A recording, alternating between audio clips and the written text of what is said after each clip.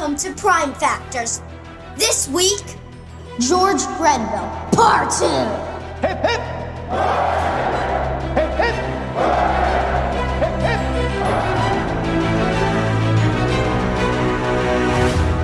Hello, and welcome back to Prime Factors. I'm Abram, and I'm here with my dad. We are reviewing all the British Prime Ministers from Robert Walpole to Keir Starmer. This episode, 7 George Grenville, Part 2. It shouldn't be 7.2 George Grenville.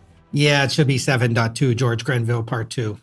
Well, Abram, I know I promised you Quebec, but we didn't make it to Quebec. No. The logistics of taking a kid over the border with only one parent, plus our upcoming special episode at an undisclosed location, made crossing into Canada a little too difficult, and I didn't want to wait till May. I hope we can go back later, maybe to Addington, Ontario. Because there's a prime minister named that. Don't you know it? Yeah. So we went back to where we started and are back in the stone room at Walpole Library. So we record on location for the first time. Yeah, I hope this time the microphones work better. Not everything worked well in here the last time we were here. Don't forget that you can find us on Apple Podcasts, Spotify, YouTube, at www.primefactorspodcast.com. We're also on Facebook and Blue Sky. If you enjoy listening, please like, subscribe, comment, and review. We mean that sincerely. We'd love for you to spread the word. If you know other podcast listeners that would enjoy our adventure, that we're serious about history, but, we're not the most serious podcast, please recommend us. Please write a review. It would really help us to get the message out. And Abram, we have a promo this week. We'd like to recommend Kingdom, Swedish Rulers. It's a new podcast from the makers of Flat Pack History of Sweden. They're on the Podcaster Discord where I met them. They're reviewing all the rulers of Sweden from Olof Skotkonung to Carl the 16th Gustav. They're the newest member of the Rexy Pod Club, although their hosts have been around for a while. Let's check them out. We're one of the newest Rexy Pods. We're also the smallest official one, right? These guys might be smaller, but we're the smallest by combined total of all the hosts. I think we've been around for a year, so we're not the newest anymore, but we're still pretty new. Hello there, this is Chris and Åsa from one of the newest Rexy Pods, Kingdom Swedish Rulers. We're the Brit and the Swede that's judging and ranking all of the Swedish kings, queens and regents, from Olof Skotkonung to Carl the 16th Gustav. We run through our categories like Stormakt, investigating how good at battle or political plotting our rulers were, or Swedish Sin, where we look into the more outrageous side of Swedish royal life before seeing if our rulers are worthy of being awarded the 3 crowns, that famous symbol of Sweden. Or if they should be mushed into a meatball. We do all this every other Sunday wherever you find your podcasts, in the weeks between releases of our other podcast, A Flat Pack History of Sweden, where we chronologically look at the broader narrative of Swedish history. We'd love to have you with us on our journey, seeing as you already have excellent taste in podcasts. Indeed you do, so we'll see you there. Vi ses! I think it's great that it's another Rexy Pod where the loser gets to be food or has something to do with food. Ours, they don't exactly turn into one. Well, they kind of do. They turn into a part of food. An ice cream cone, but they get Swedish meatballs. Ugh. Abram, are you ready to go for our podcast? We just started. I'm not ready to go yet. Are you ready to start finishing Grenville? Picture this. Close your eyes, or don't. You don't have to, especially if you're driving. I wouldn't recommend closing your eyes if you're driving. Imagine yourself in modern downtown Boston. We're standing outside the Chinatown station on the MBTA Orange Line, although the once thriving Chinatown... Stop! You did this already. Don't you remember? Oh, right. I used Grenville's second picture this for the Stamp Act special. We did plan to use it for Grenville's second picture this. We did. So I got to come up with something else. Okay, got it. It's July 1763. We're not in Boston anymore, but we're deep in the North American wilderness. We're standing in a fort where the mighty Monongahela and Allegheny rivers converge to form the Ohio. Dad, seriously, Pittsburgh again?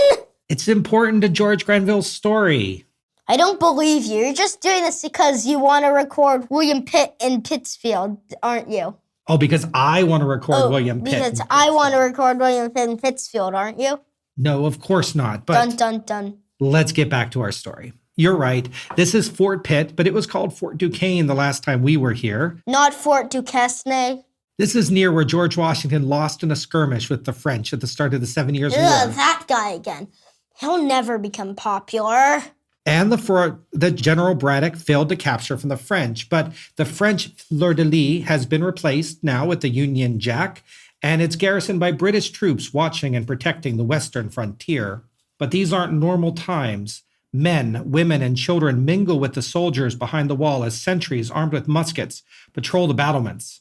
The fort is under siege. On the top of the triangle that will one day be Point State Park, they have plenty of fish to catch and water to drink, but all the ways east are guarded by the Delaware, the Mingo, and a half dozen other tribes who have come together to punish the British. The houses outside the wall that had been used by trappers and traders, farmers and settlers lay empty as everyone fled into the refuge of the star-shaped fort. But suddenly a mounted messenger appears on the road and is quickly let in. He and his horse were exhausted, but he cleared the blockade. An arrow stuck into his saddle is a very near reminder of how close he came to death. Captain Simeon Accoyer, the garrison commander, comes out to greet the messenger. Do you have news? How far away is Colonel Bouquet now? Accoyer, or Euchre, speaks with a Swiss-French accent. He's a mercenary like so many of the British forces in the area. Even the colonel that he hopes to relieve him is Swiss. But I'm not going to try, Abram, to do a Swiss-French accent, so you're just going to have to imagine it. The messenger pants. Days yet, perhaps weeks. Detroit has not yet fallen, but Sandusky and our other forts on Lake Erie, they've fallen already. Let me show you the map, Abram. Show me the map. So this, Abram, is a map of a war that you may not have heard of. This is called Pontiac's War.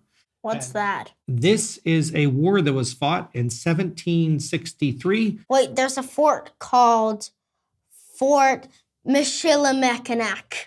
There's a lot of forts, but in 1763, which we're going to talk about in a little bit, a bunch of Native Americans decided that they weren't so happy with the British and that they are going to be attacking all of the British forts in sort of the western part of British North America.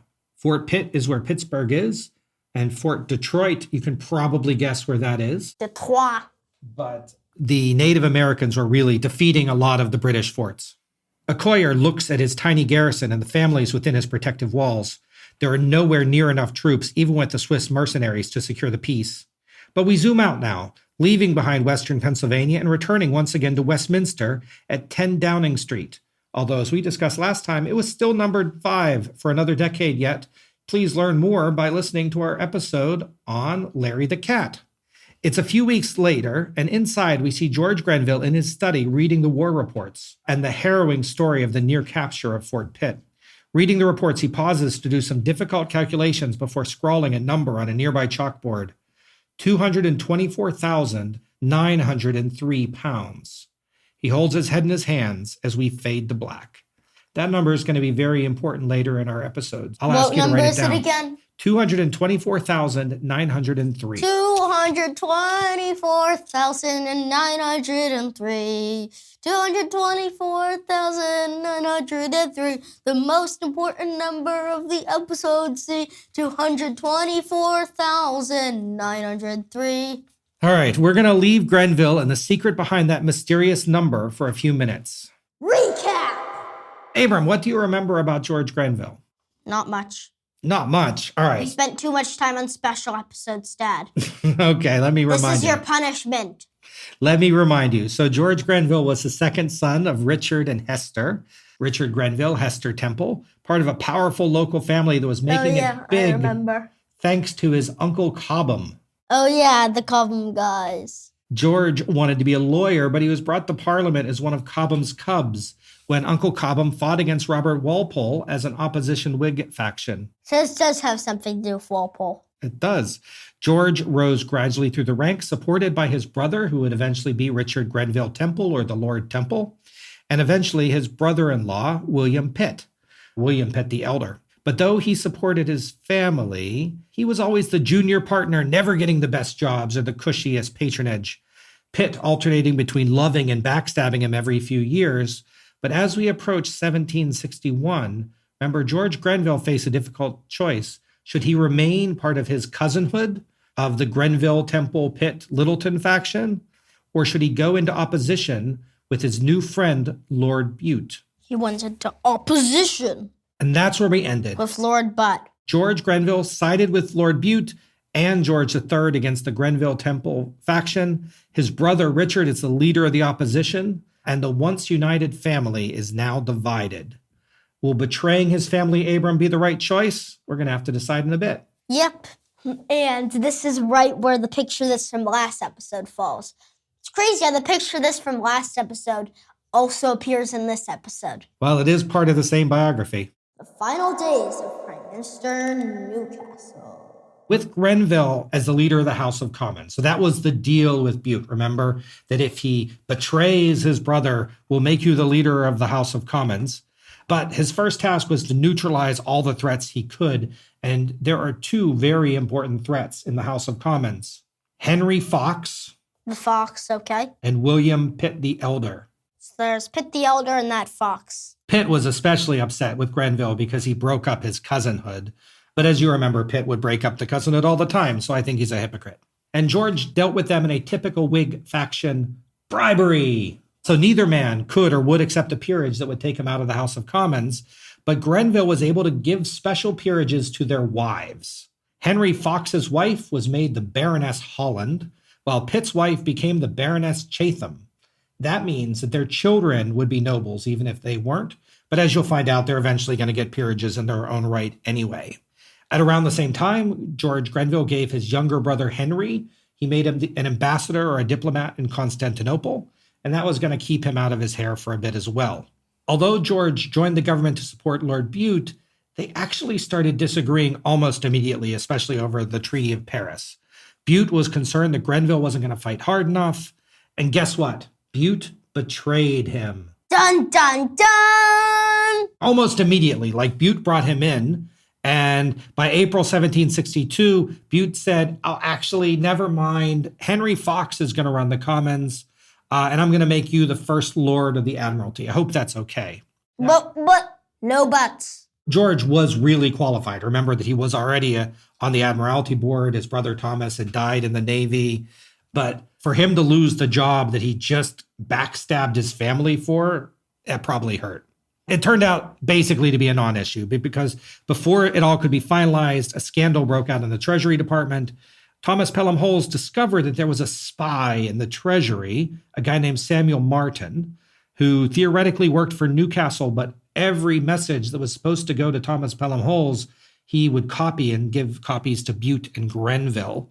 Thomas Pelham Holmes was so upset about this, he said, quote, "My remaining in the Treasury to be baited and overruled by Mr. Grenville would be of no service to the public and very disagreeable to myself. Mr. Grenville and I cannot jointly have conduct of the Treasury." In other words, I quit. By May 6th, Newcastle was out, and as we know, John Stuart, the Earl of Bute, was the next prime minister. The plan to put Grenville in the Admiralty Board put on hold for a while because now he was going to get a newer, even bigger job, Secretary of State, or the Northern Secretary. A new cousin. In the mad shuffle, Abram, where Newcastle was leaving and Bute was coming in, remember there was a lot of stuff that was happening and not everything quite worked. What, I'm doing a mad shuffle. That's fine. But almost all of them had one thing in common. Bute tried to support Grenville, but Grenville wasn't always the most appreciative. In fact, he was a bit of a pain. One early idea was that Bute might not have become prime minister at all, but made George Grenville prime minister. That didn't happen. He offered Grenville to be chancellor of the exchequer. That didn't happen. Grenville really wanted to be the Northern Secretary, but he couldn't be because his brother-in-law, Lord Egremont, was already the Southern Secretary, and George III really didn't want to have two brothers being the Northern Secretary and the Southern. But George was trying to start his new cousinhood. This way, the two brothers-in-law would control all of Britain's foreign policy. Wait, did he rejoin the column, guys? No, this is his brother-in-law, Egremont, from his sister's marriage. He's basically trying to start a new cousinhood with some other relations. With no Cobham guys. None of the Cobham guys. So in any event, George didn't want it. But after a lot of negotiation, somehow, and I really imagine stamping his feet, George Grenville got it. That unfortunately really upset John Stuart, who again was already upset because of the Treaty of Paris stuff. They just get upset with each other a lot. You could call them rivals. Yeah. One of the jobs that he had as Northern Secretary was policing the newspapers of the day. And most of the factions had their own newspapers. So William Pitt's followers had the Monitor. Lord Bute's faction. What happened to Pulteney's news thing? Pulteney's was the Craftsman, and that actually closed a couple of years before this. In February 1762, Richard Grenville Temple, George's brother, started his own newspaper called the North Briton, or he funded it at least. And we've mentioned this before. The North Briton was published by a guy named John Wilkes, who had, with Temple's help, been elected to Parliament in 1757. The paper was written as if it was a Scotsman, pointing out the great things that his fellow Scotsman, Lord Bute, was doing. But of course, it was written by English people and very racist and all just very tongue-in-cheek. But Grenville didn't know that his brother was paying for this newspaper. In fact, he didn't know he was probably even writing this newspaper. He just knew that there was a new newspaper that was making fun of his boss. He threatened to arrest the printer if he didn't spill the beans. Not knowing that. And the printer said, quote, "Rather than go to prison, I will confess, the author of it is Earl Temple." Dun, dun, dun! Grenville was shocked that his brother was behind the hated paper, but it also meant that the paper was untouchable. Lord Temple was super rich, had so many connections. He was George's elder brother, and going against him he knew would be suicide. So George dropped the investigation. But Richard did stop writing for the paper himself about that time, so maybe he saw that it was a little dangerous. Although he only had the role for a few months, George and Bute were still fighting about the Treaty of Paris. Bute wanted to give concessions, and Grenville didn't. They had a big fight over whether or not Britain should keep St. Lucia. Do you know where St. Lucia is? It's basically a country in the southern part of the Caribbean near Martinique, which is part of France, St. Vincent and the Grenadines, Dominica, Barbados, and a few other islands. And then Bute fired Grenville as the Northern Secretary and finally gave him that long-promised First Lord of the Admiralty job. It was a massive demotion. He got a pay cut going from £9,000 a year to $2,500, or like $3 million a year to $800,000. Grenville considered quitting at this point and joining the opposition, but with his family fractured, there was nowhere to go, no one to pay his bills, and he couldn't fall on his brother's money. So in order to soften the blow, Bute told George that he planned to resign once the treaty was signed, and that maybe he would support George's bid to be prime minister. This might have been a complete lie. Of course, it turned out to have a little bit of truth. The Gentle Shepherd. Grenville's time at the Admiralty Board, well, it went well because he was good at it. He knew plenty about naval affairs. There weren't any scandals. So instead, we're going to spend most of our episode focusing on two other topics, censorship and taxes, or most of this section. Grenville didn't have much to do with this, but the new Northern Secretary was Halifax, and he continued prosecuting the North Briton, his brother's newspaper. Halifax at the time used a very controversial method called a general warrant. So usually when you arrest someone, Abram, you need to know who you're arresting. You need to go to a judge and say, I need an arrest warrant for this person.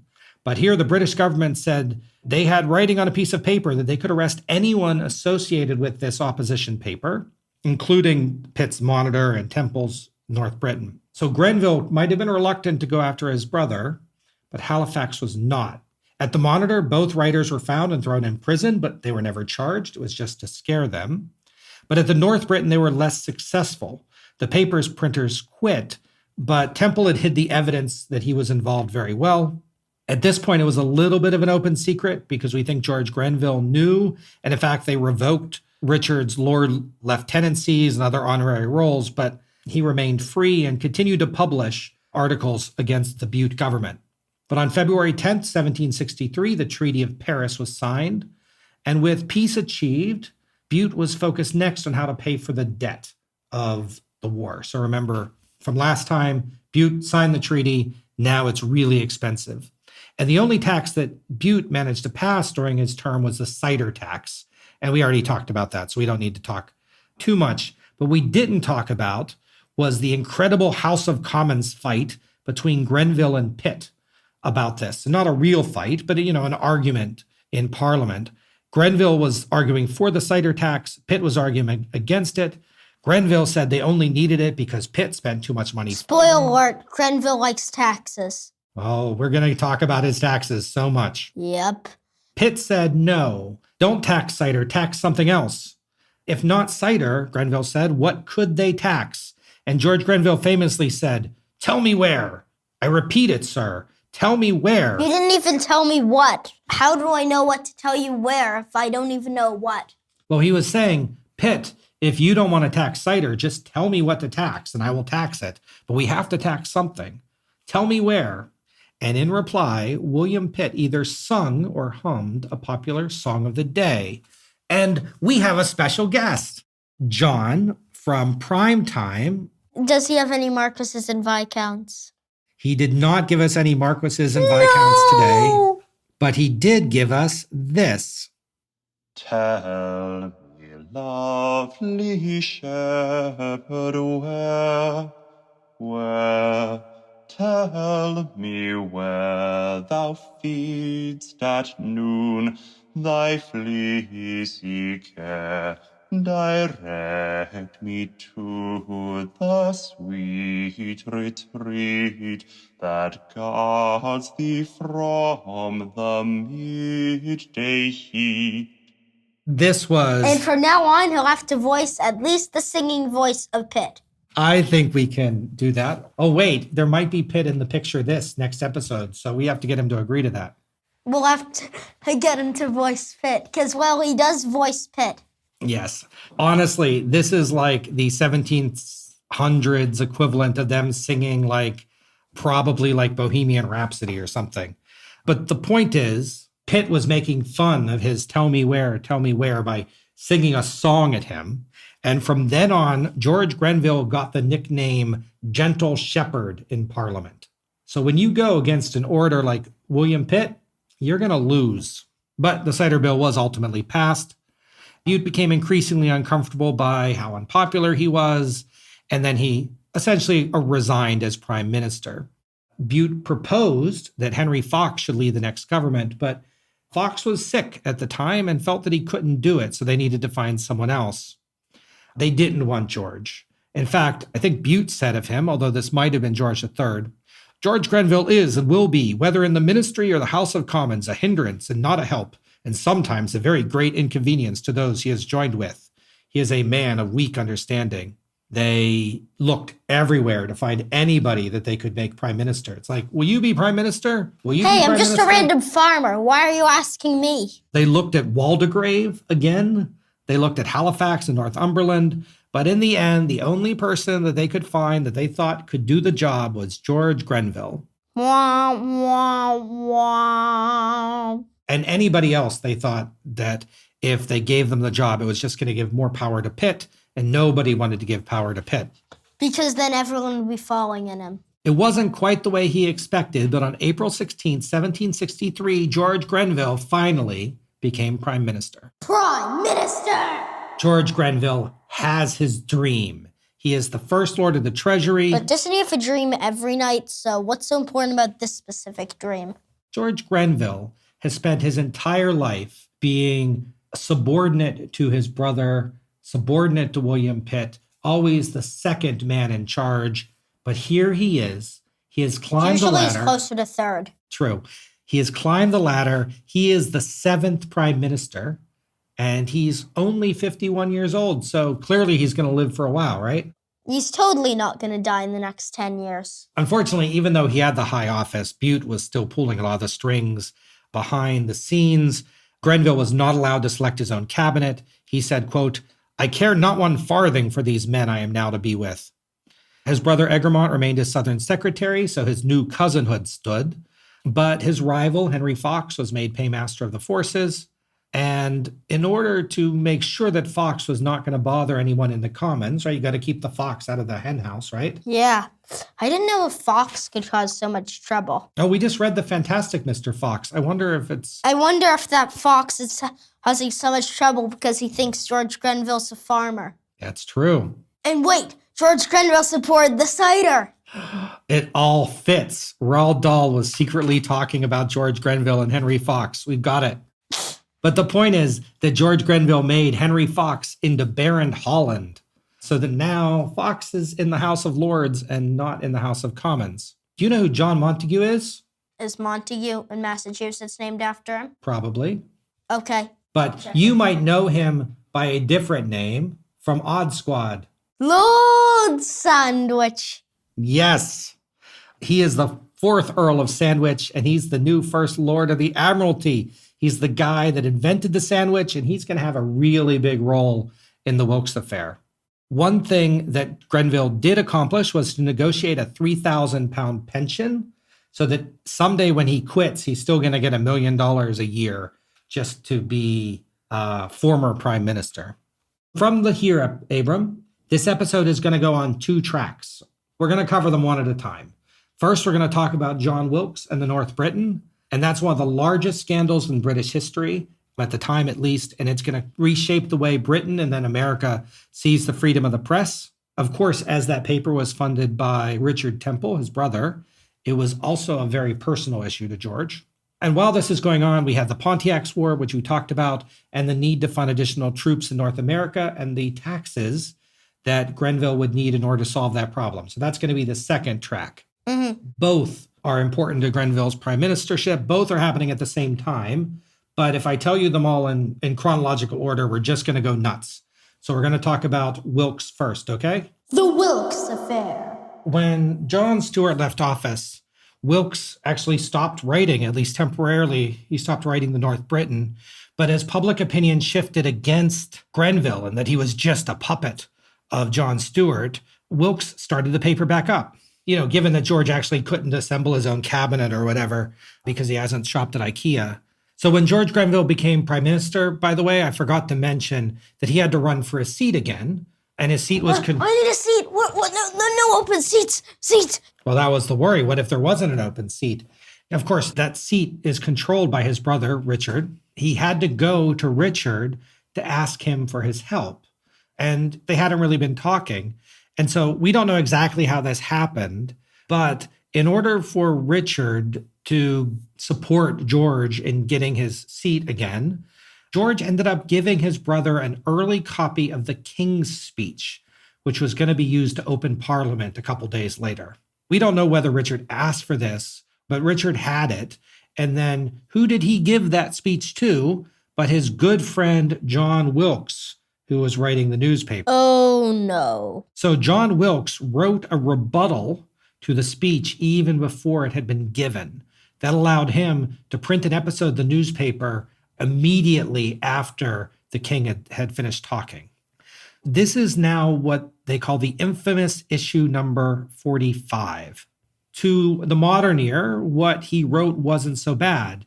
He even started by saying that even though the king was saying the words, it was the minister's speech, not the king's speech. But he said, quote, "This week has given the public the most abandoned instance of ministerial effrontery ever attempted to be imposed on mankind. The minister's speech of late Tuesday is not to be paralleled in the annals of the country. I am in doubt whether the imposition is greater on the sovereign or the nation. Every friend of his country must lament that a prince of so great and amicable qualities, who England truly reveres, can be brought to give the sanction of his sacred name to the most odious measures and to the most unjustifiable public declarations from a throne ever renowned for truth, honor, and unsullied virtue." He's basically saying that everything the king said is garbage, but the king is a great guy. It's not his fault that he's saying garbage. And mostly what it was doing was criticizing that they left the French easy in the Treaty of Paris and blah, blah, blah. But he was criticizing words that had come out of the king's mouth. So the king delivers the speech to open Parliament. And this was really, really dangerous. This put Grenville in a very difficult position. It was his brother's paper. And even if that wasn't well known, Grenville knew it.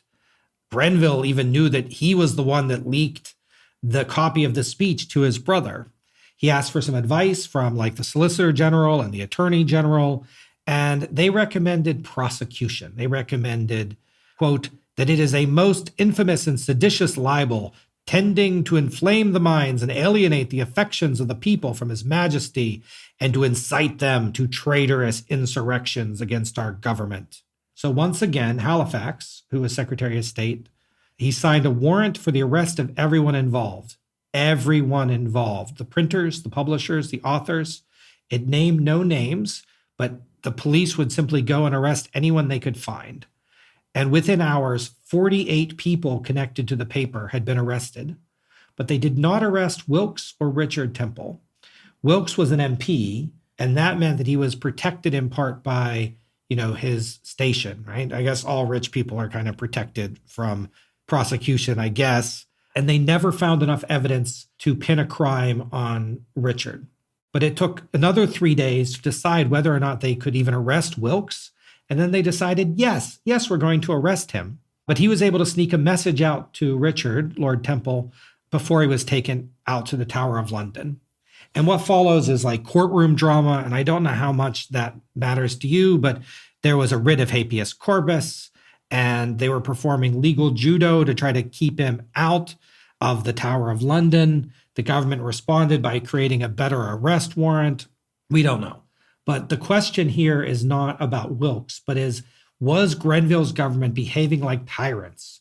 They arrested 48 people involved in that issue. Were they in the right to be mass arresting people that disagreed with them? The public really agreed with Wilkes, and London was rioting or ready to riot.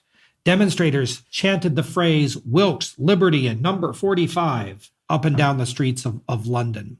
The combination that it was a newspaper and a member of parliament and the way that they did it made it very, very, very unpopular. Meanwhile, Egremont was searching Wilkes's house to find any evidence that would tie Richard Grenville Temple to the paper, but he didn't find anything.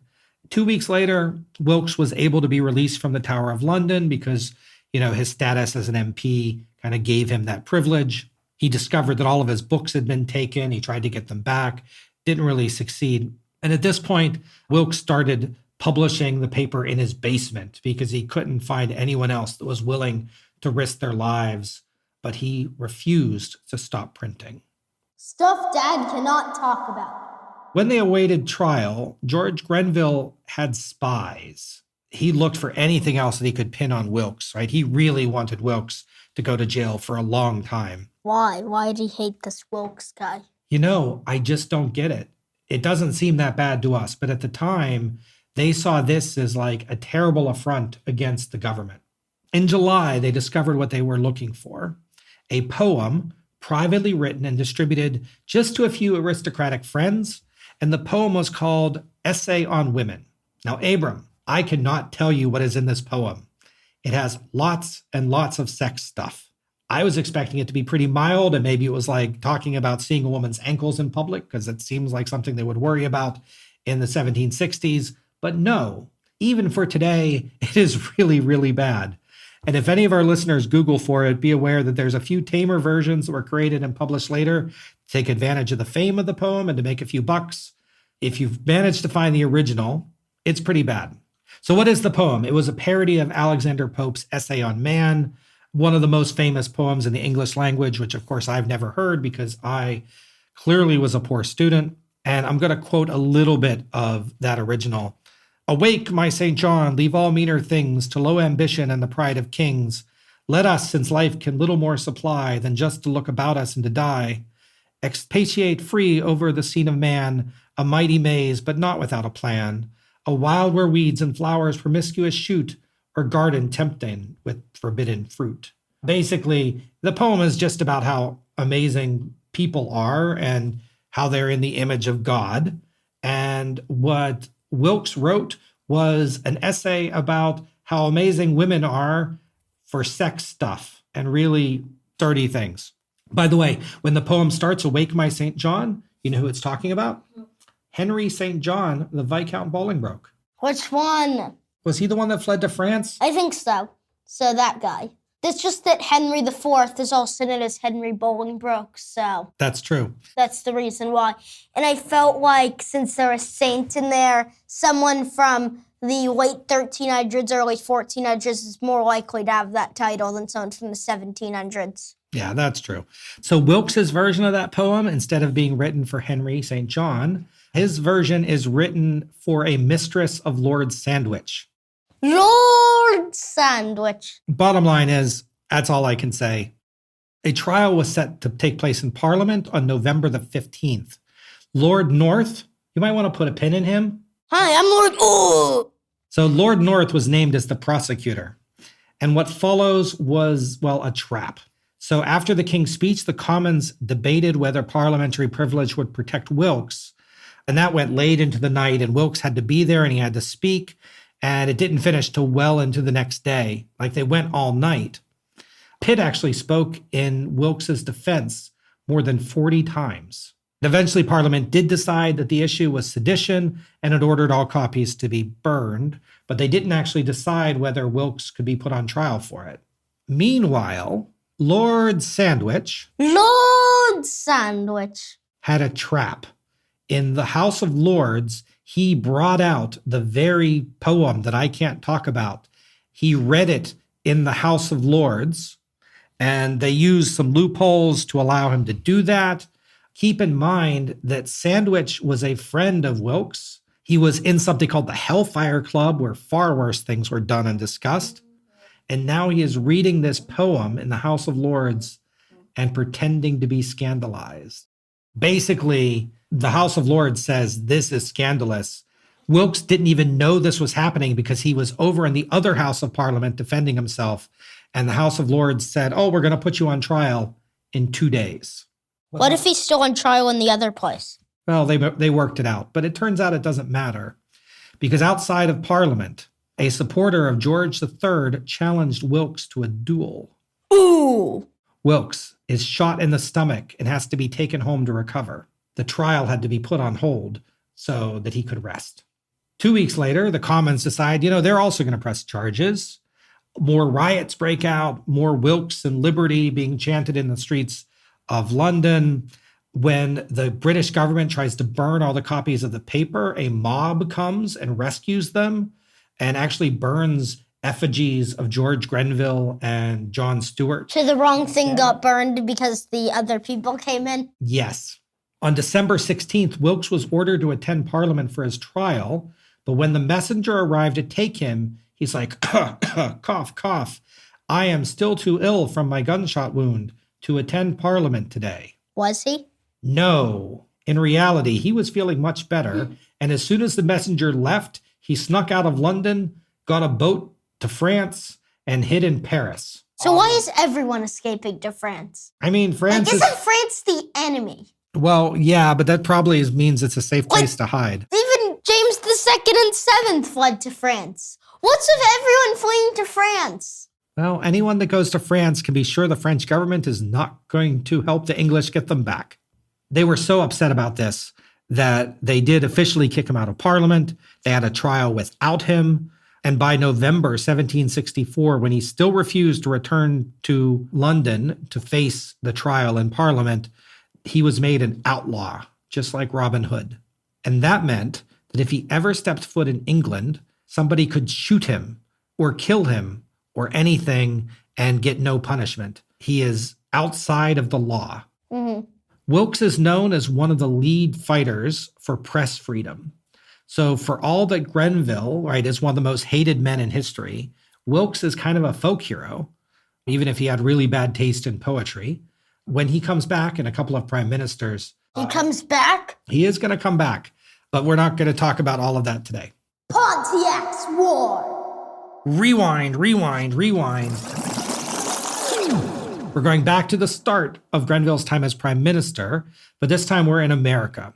Britain has won the 7 Years' War, and all those Native American territories we spoke about, basically everything west of the Appalachians, didn't have many Europeans. The Appalachians? And they were defended by a series of forts, which I already showed you. There were only 500 troops across all of those forts. Mm-hmm. And that was not nearly enough to cover a lot of angry Native Americans. The French had treated them pretty well. In fact, the French had bribed them, maybe, or maybe they had been culturally supportive by giving regular gifts to tribal chiefs. But the British either didn't want to or couldn't afford to give gifts to the tribal chiefs. They saw the natives as subjugated people. The natives saw it as insulting. In May 1763, many Native American tribes around the Great Lakes region started attacking. They were led by an Odawa tribe member named Pontiac, and they first attacked Fort Detroit. But either because they were coordinated or because they all saw the opportunity, many other groups attacked many other forts at the same time. In the first week of the war, 8 forts were taken, including in modern Ohio, western Pennsylvania, Indiana, Michigan, western New York, and elsewhere. 2 key forts did not fall, but they were laid under siege. Fort Detroit in what will eventually be Michigan, and Fort Pitt, which is in Pennsylvania, and of course named for William Pitt. The important part of this story is what it meant to Grenville. He needed to defend the interior. Under John Stewart's plan, pretty much everything west of the Appalachians was supposed to be a protected Indian reservation, but colonists were already ignoring this rule. And for example, in Fort Pitt, we saw some houses because people are moving in even when they're not supposed to be. By the way, that was part of Virginia at the time. Both Pennsylvania and Virginia had claimed that region, but Virginia was currently winning. Mm-hmm. It's now Pennsylvania, of course. So he needed more than 500 troops, and that was going to cost money.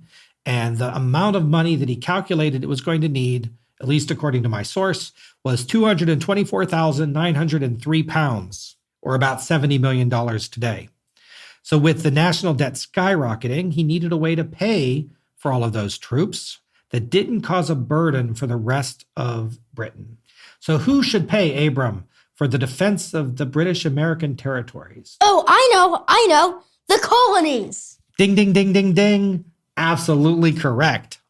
So Abram, we're going to do some math. I want you to write this number down, 224,903. 224,903. As we talk about different taxes, I'm going to ask you to subtract, okay? I have an idea. Let's tax the colonists. Way back in Walpole's time, they had something called the Molasses Act of 1733. It's not important except to say that nobody cared. Smuggling pretty much all but ignored the tax. One estimate I read said it cost 8,000 pounds to collect 2,000 pounds a year. So it was worse than worthless. But Grenville decided that his first job was to fix that. And so he created something called the Sugar Act to replace it. He would lower the tax.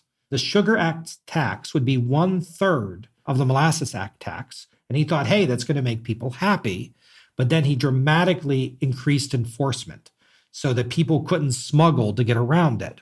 He also made new rules so that if a smuggler was caught, they had to be tried in a British court or a British naval court rather than allow an American court who might be sympathetic to smugglers to try them. This new Sugar Act that he just invented was expected to bring in 78,000 pounds per year. Abram, can you subtract 78,000 pounds from that number? Okay. Okay, what do you get? 146,903. Correct. There were protests against the new Sugar Act, but on the whole, it went okay. But he still has a lot to go. The next thing he passed is something called the Currency Act. That didn't raise taxes, but it banned the use of colonial money. So remember when we talked in our Stamp Act episode, different colonies had actually created their own paper money because they didn't have enough British money to go around. Not anymore. That is now banned. Unfortunately, this had the impact that actually caused all the colonial governments to enter an economic recession. Not good. The next attempt was something called the Stamp Act. This one's the famous one. This one's the famous one, and we're not going to talk about it in detail here. If you have not listened to our Stamp Act episode, please pause this, go listen to Stamp Act. And then resume. And then resume. Okay, it's been about 30 minutes. Let's resume. Okay. Eventually, the Stamp Act was expected to make about 100,000 pounds per year. So can you subtract that? Okay. What do you have left? 46,903. 46,903. We're getting closer. Of course, in reality, the Stamp Act never made anywhere near that money because of the massive protests, the boycotts. So that was how much it was expected to make, not how much it actually did. How much did it actually? I don't know. I never found a number. This is actually about the same time that the Wilkes protests are happening. Grenville currently has people really angry with him on both sides of the Atlantic. Mm-hmm. While the colonists were concerned about taxation without representation, Grenville's government actually considered something that would have given them representation. The idea was that each colonial government could elect a single MP to the House of Commons that could only vote on bills related to the colonies. However, this idea never made it past the early discussion stages, was never made it to a bill, never sent to a vote. But it is interesting, at least to me, that Grenville was at least sympathetic to the colonies' protests, but clearly not enough. Grenville invited the colonial legislators to come up with their own taxes, a variation on Tell Me Where from the Gentle Shepherd's song. But only Connecticut actually proposed something, and they proposed a tax on the slave trade, which Connecticut didn't do a lot of. So didn't really go anywhere, didn't make any money. The final law that Grenville worked on was called the Quartering Act.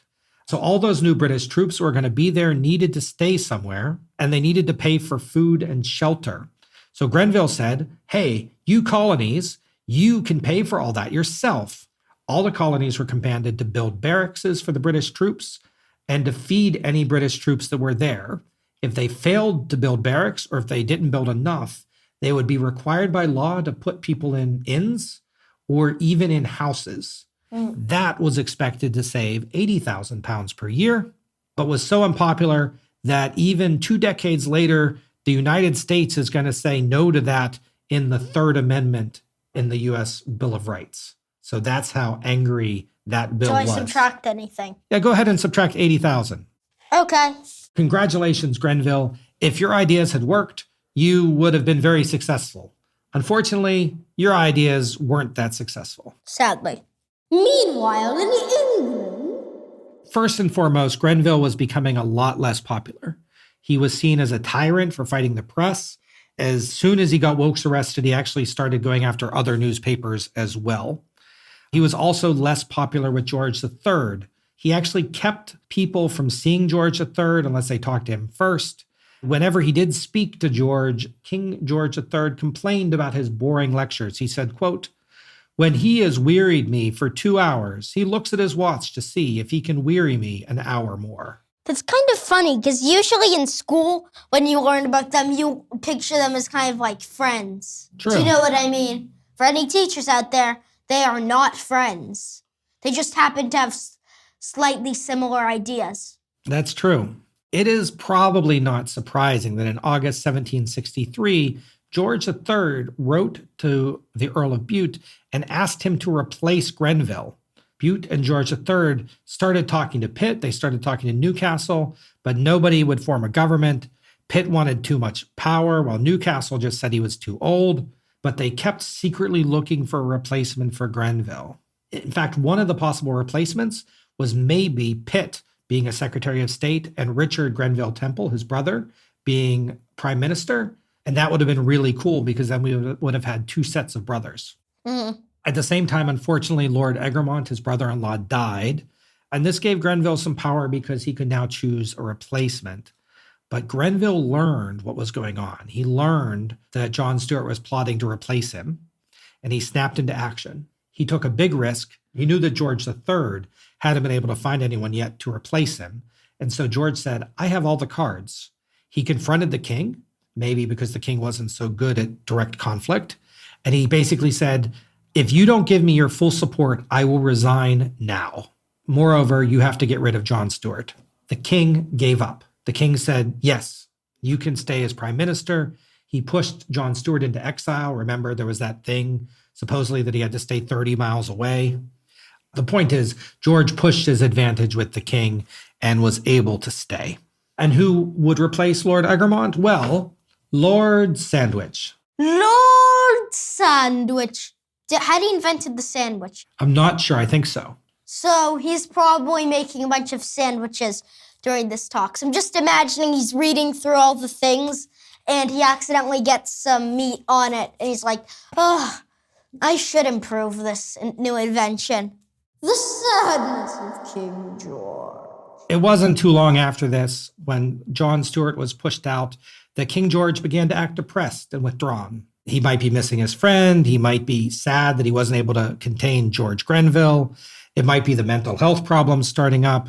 But the next 4 months, King George would alternate between seeming fine and just retiring to his room, refusing to interact or see anyone, including George Grenville. Publicly, the palace just said that the king had a cold. Some people in the press thought that he had tuberculosis, but whatever was going on was unclear. We do know that Bute was allowed to visit him at least once again to check up on his friend. But with his mind in a dark place, King George requested to bring up a regency bill. He basically said, if I die, I want to decide who's going to take over until my son, Prince George, who is only one at this point, can take over. So he wanted a regency bill. He wanted it to be a secret. Basically, we will have a bill, but the people on it, I'm not going to tell you. Bottom line is there was a big fight about this. George wanted to keep it secret when they said it couldn't be secret. I don't need to go into details about this. George III obviously didn't die, but there was a lot of back and forth. People thought that he was going to use his regency bill as a way to bring Bute back or his mother into power. But the big thing that this caused is that George III began to grow close to his uncle, Cumberland. Previously, they hated each other. But now, when he doesn't have any friends and Lord Bute is pulled away, he starts to become close to Cumberland.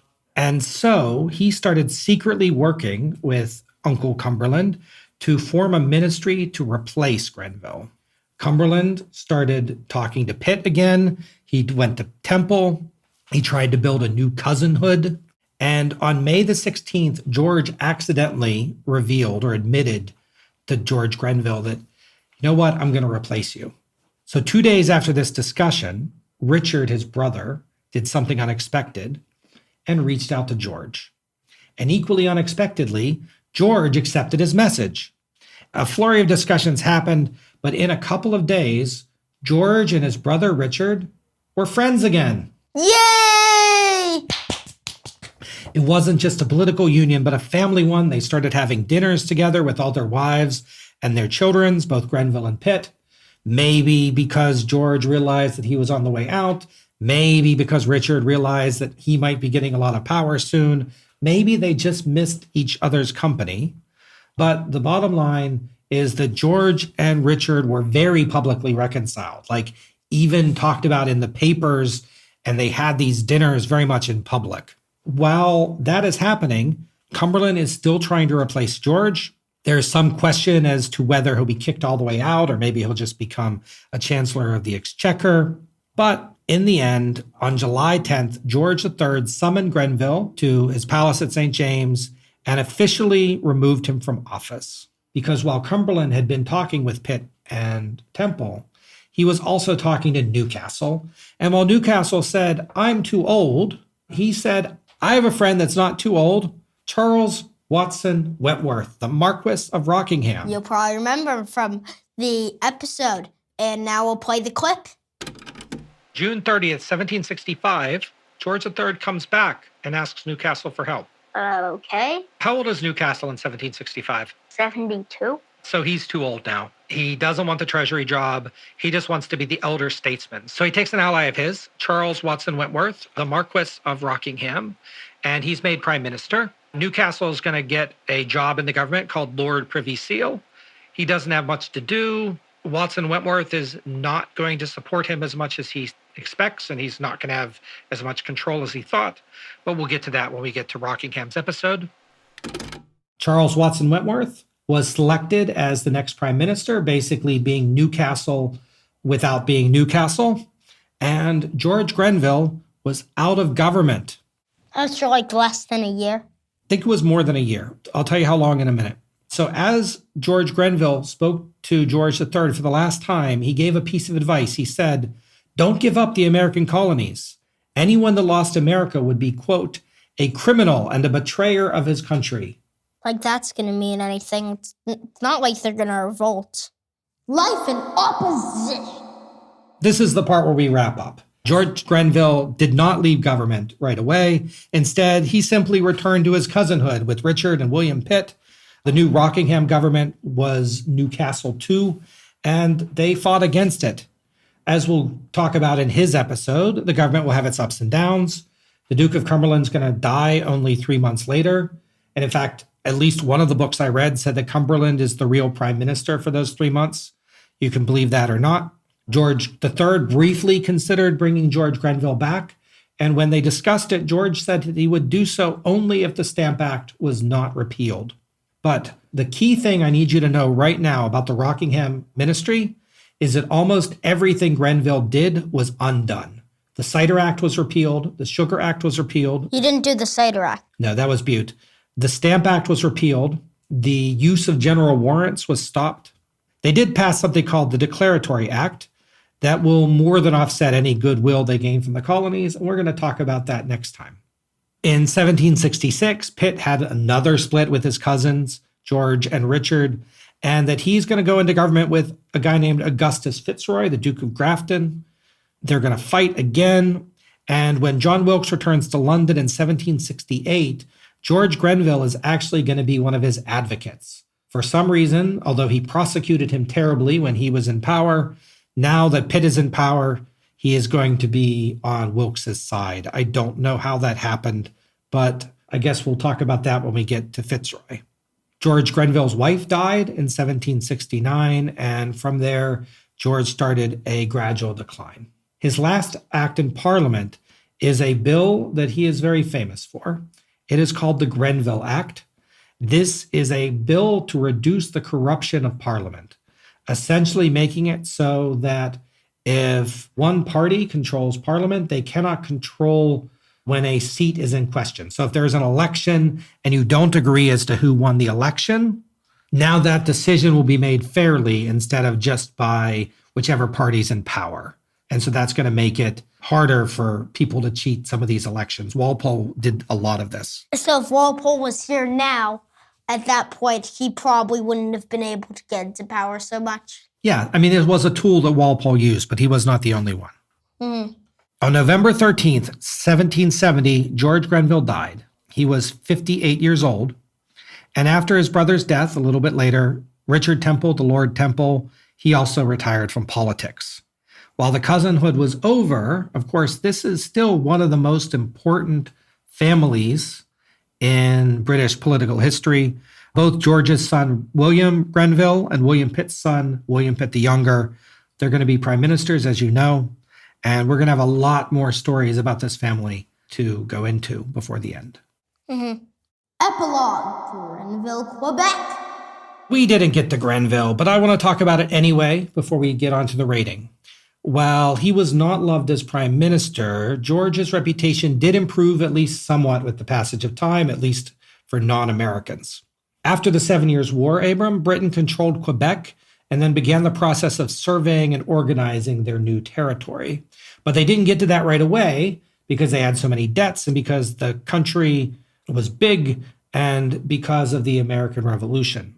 So let me introduce you to somebody named Samuel Gale. Gale had come to England prior to the Revolution. He worked as a paymaster in the British Army, but then he became a surveyor for New York. Do you remember a couple episodes ago when we were in Cavendish, Vermont? The place of the good pie.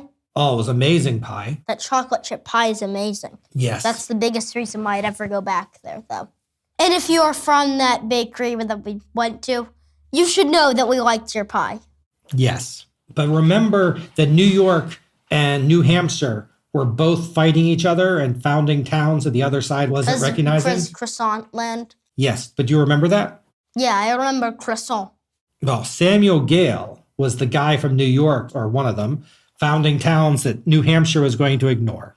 When the American Revolution kicked off, he was working in Vermont as a courthouse clerk when a couple of revolutionaries tried to seize the courthouse. He was a loyalist, so he fought off the revolutionaries, but he was still arrested by the local townsfolk, branded as a loyalist, and sent to prison in Connecticut and then New York, where he was ultimately released when New York was brought under British control. He returned to the British military as a paymaster before fleeing to London at the end of the war. He fought the government to give him a pension, but they wouldn't do so.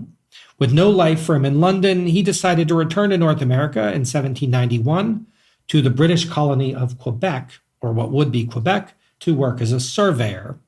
At this point, Quebec had been split into two, Upper Canada and Lower Canada.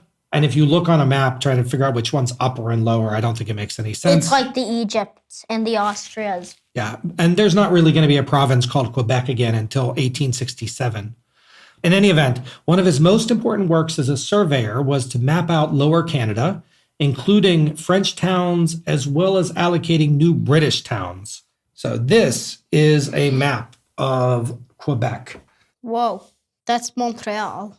I didn't realize Montreal was actually an island until recently. Yeah, it is. So looking at this map, Abram, over here, just to the west, the black lines are where the French settlements are. So just to the west of Argenteuil, I can't even say it in French. Just to the west of that is a cluster of 3 towns, Wentworth, Grenville, and Chatham, which are all named for prime ministers 3 in a row. George Grenville, Charles Watson Wentworth, and William Pitt the Elder. William Pitt the Elder. Is he Earl or Duke of Chatham? I don't remember now. But the point is that those 3 towns were named by him, or at least he was given names which he put on his map.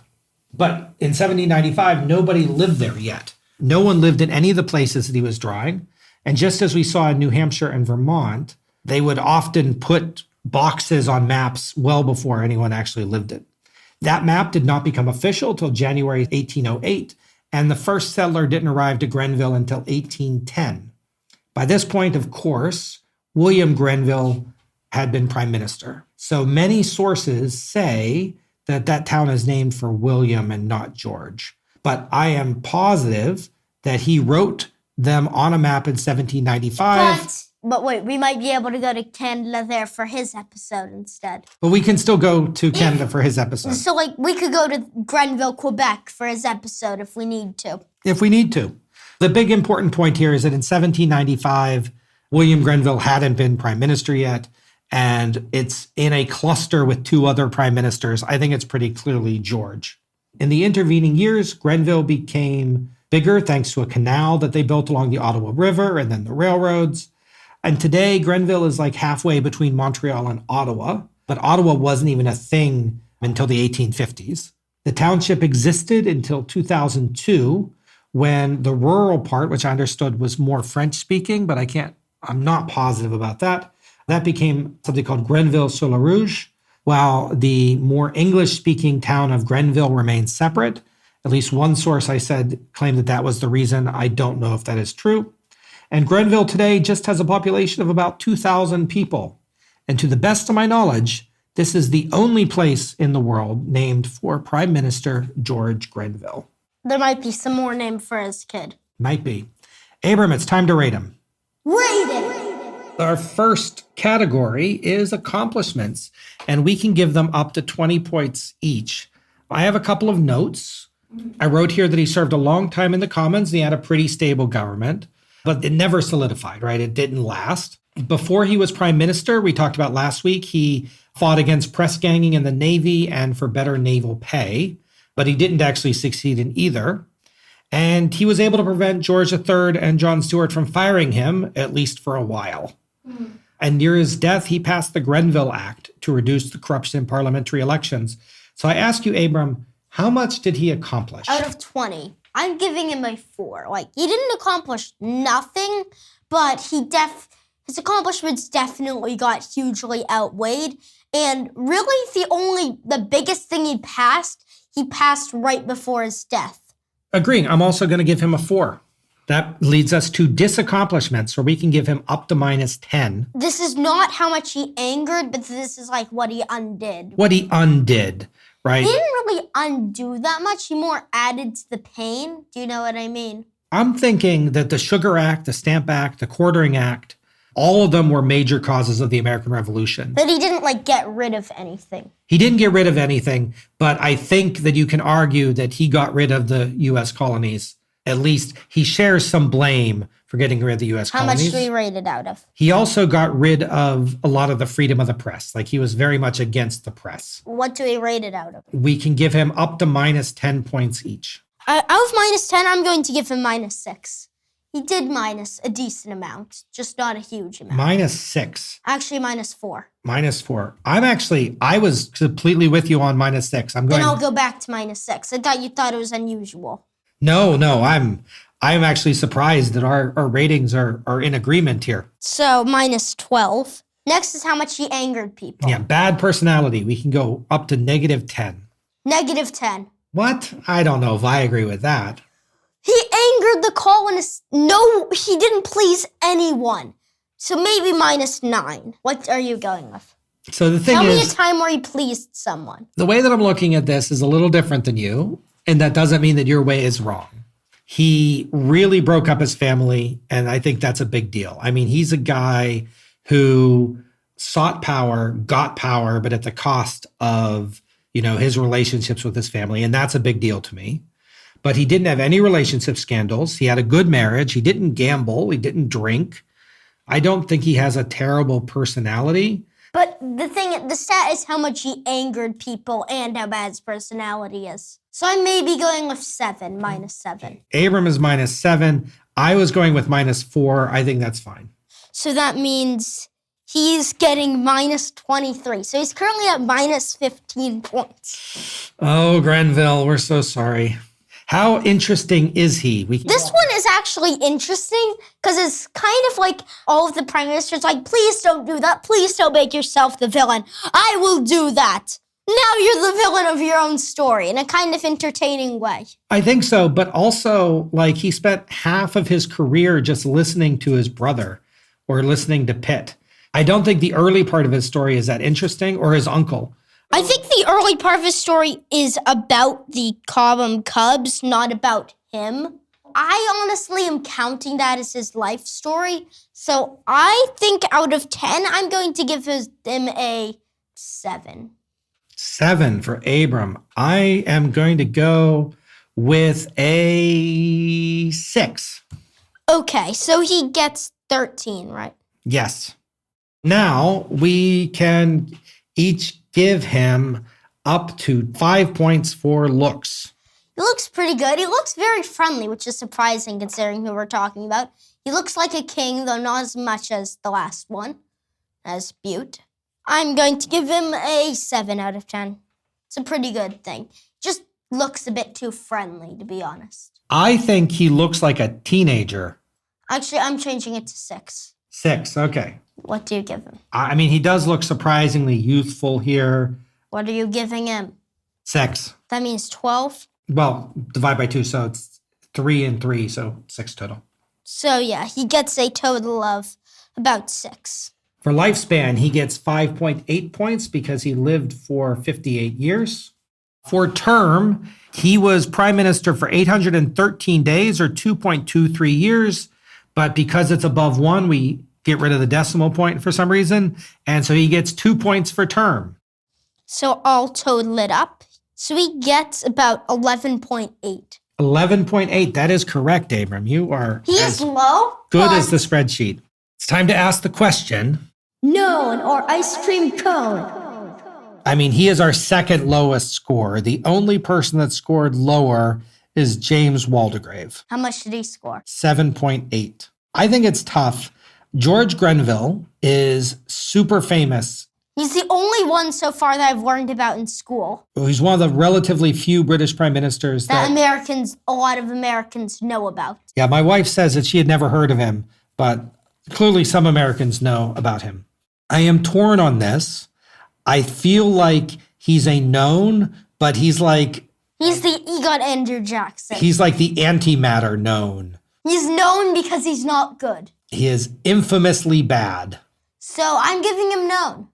Okay, it's going to break our rubric, but I agree. I think he should be known only because he is Known, literally. literally and just colossally bad. Yeah. So congratulations of a sort, Mr. Grenville. You are our fourth known in the series, standing tall with Robert Walpole, Henry Pelham. Not really. He's standing a lot shorter than them. And Thomas Pelham Holmes. We look forward to you losing quickly in the... If we do a knockout, which I think we'll do like the bracket. Well, we'll figure it out. So with that, friends, thank you for listening from here back in beautiful Walpole, Massachusetts. Say goodnight, Abram. Good afternoon.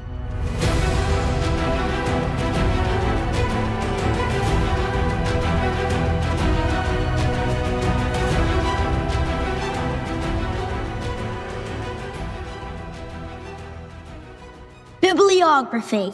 First and foremost, I have to thank John from Primetime's podcast for his rendition of Gentle Shepherd. It was a great song. I know that you're tired of my singing by now. And good news, Abram has now cast John for all future appearances of William Pitt the Elder. Sorry, John. I hope that's okay. The key sources for this episode are George Grenville, A Political Life by Philip Lawson, published in 1984, and A Prologue to Revolution, The Political Career of George Grenville by Alan S. Johnson, published in 1996. In addition, of course, to supplementary and online sources for exploring other subjects like Pontiac's War and things like that. In contrast to most of our previous episodes, Grenville has had an utter explosion of sources thanks to his key role in American history, and many of the sources are in fact American.